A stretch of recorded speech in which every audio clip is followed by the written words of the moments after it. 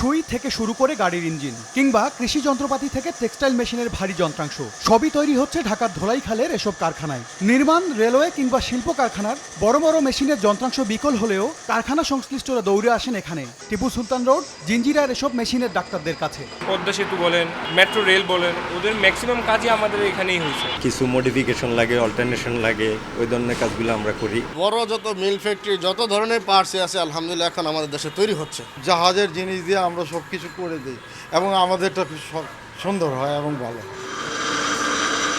Bangladesh engineering শিল্প মালিক সমিতির দাবি, হালকা প্রকৌশল খাতের স্থানীয় বাজার 30,000 কোটি টাকা। প্রায় 50,000 হালকা প্রকৌশল কারখানায় কর্মসংস্থান হয়েছে প্রায় 6 লাখ মানুষের।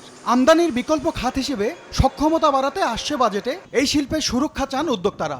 সেম মেশিন আপনি যদি বাইরের থেকে নিয়ে আসেন 2% ট্যাক্স দিয়ে আপনি আনতেছেন, আর এই মেশিন যদি আমি তৈরি করি আমাদের 30% ট্যাক্স দিতে লাগতেছে। তা আমি তো অন্য দেশের সাথে কম্পিটিশন করে পারবো না। উদ্যোক্তাদের দাবি, বর্তমানে জিডিপিতে 3% অবদান রাখা দেশের হালকা প্রকৌশল খাতে বিনিয়োগ রয়েছে $1500 কোটি। তবে $6.5 ট্রিলিয়ন বিশ্ববাজারে এ খাতে রপ্তানি নামমাত্র।